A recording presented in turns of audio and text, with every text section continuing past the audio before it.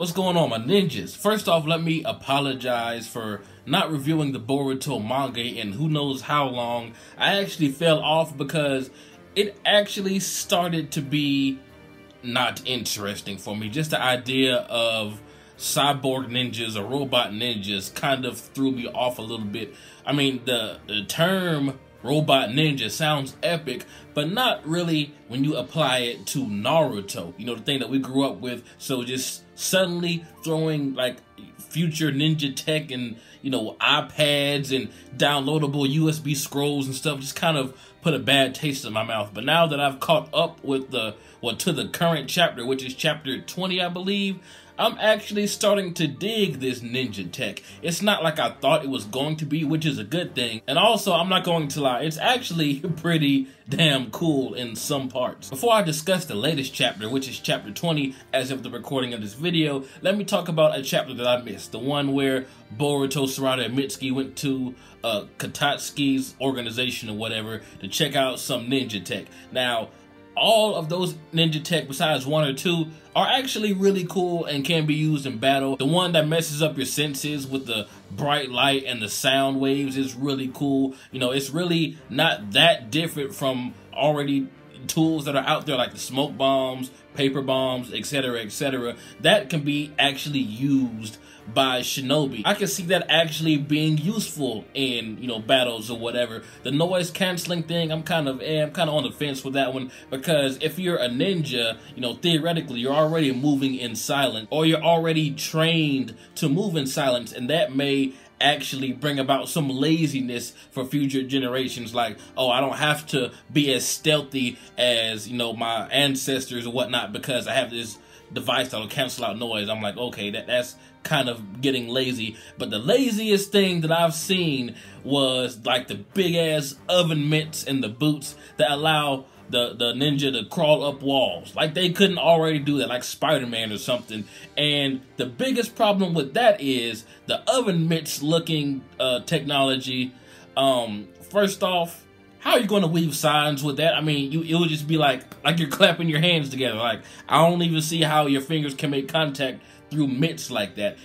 This equipment was made to walk and run up walls and whatnot, when the ninja can already do that. Like, it's already been a thing since way back in Naruto Part 1, like over 15 years ago. But I can't understand what they're saying. It like kind of reduces the stress upon the person battling, so they don't have to, you know, need chakra and whatever while they're fighting. But I mean, it becomes second nature. Like, do you know how many battles we've gotten like on walls and on water? It becomes second nature. It becomes almost like breathing to most shinobi. So that's just pure laziness right there, in my opinion. That's one ninja tech that needs to stay in the blueprint stage. It does not need to get out for the shinobi public to obtain, because that's just laziness. Like, I was like, oh my god, I cannot believe I'm reading this right now. Just imagine if the future generation has those big ass oven mitts, has that noise canceling thing. When all those technologies are taken away from them, they're gonna suck. They're not going to be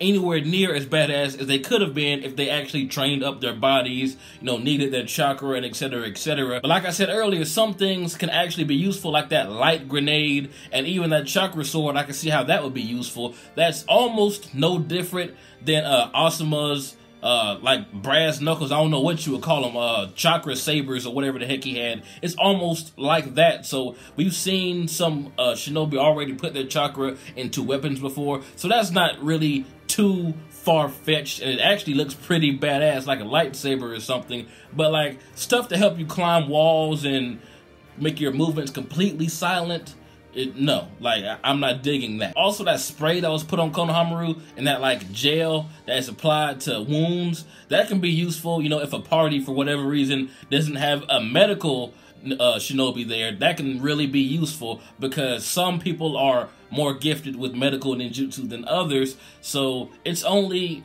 I mean, that's understandable for you to have like a medical type of technology when you don't have a medical ninja around you. Like, that's completely understandable. But like I said, some stuff is just lazy. But I apologize, guys. I have no idea how you say this guy's name. Ao or Al. I'm going to say Al because it sounds hilarious. Like, can you just imagine him going for a job interview? Like, what's your name, guy? My name is Al. Like, I asked your name. Are you okay? Did you step on something? But anyway, I'm not going to lie. The ninja tech on him looks pretty badass. Like, I'm digging like the cyborg half a face and whatever that was in his chest that opened up. Like, he just looks really, really cool. And what he is doing isn't like too futuristic. I mean, of course, it's something that every shinobi isn't going to be able to do. It's not your typical Naruto shinobi like jutsu or whatever, but it's believable in how, like in chapter 700, we saw how the villages are slowly progressing in terms of technology. It's not like a futuristic, like this shinobi has on jetpacks and, you know, stuff like that. It's nothing like that. It's pretty cool. If the technology is something like what Ao had on, or like what he turned his body into, then I'm okay with like robot shinobi, because like I said, Ao looks pretty badass. I'm not really digging the suit that Katatsuki had on.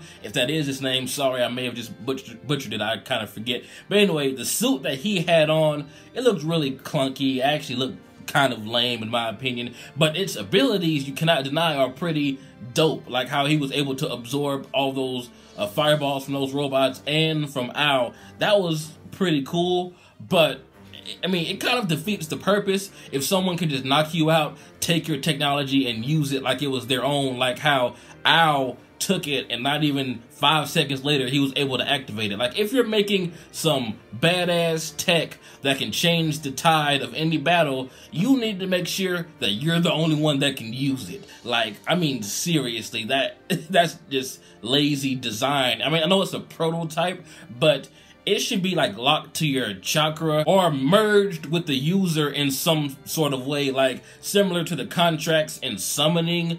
You know, in summoning jutsu, there should be something like that. There should be something like that applied to the suit when you put it on, before you put it on. Because think about it, if you're an okay shinobi and you have a suit like this and you're going up against like a jonin or like someone really, really badass, all they have to do is knock you out, take your suit, and then they can use whatever powers the suit has for themselves.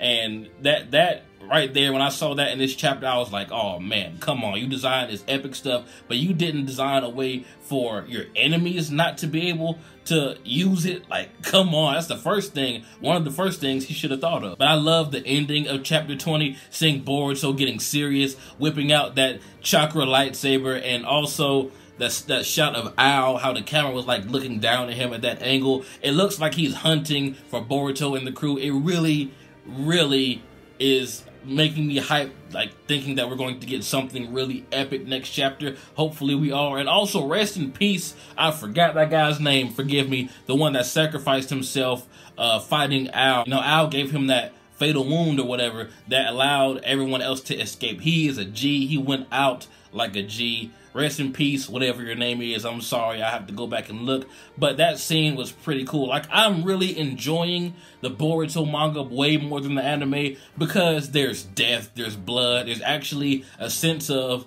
you know, our main characters are in trouble. I mean, I know death is a fucked up reason to like something, but I mean, come on, like the anime is way too kiddie. As well, I haven't watched the last episode or two, I don't know, but let me tell you, the manga is shaping up to be way more adult. Like, it's really good, you know, portraying those scenes that we're used to way back in Naruto, how adult they were, you know, with the blood and whatnot. Like, we got some old guy getting burnt alive a few chapters ago. We got this guy getting impaled. There was, you know, there was blood. It was graphic. This is the kind of stuff I like to see in my Naruto. And of course, you know, it's Boruto now, but still, you guys know what I mean. Like, this is the kind of content that I love. Like, I love seeing our heroes not just overcome a difficult battle, because that can happen at any time, but I actually want to feel like that battle was well fought, like they could have died, like they're actually in danger. Like when Konohamaru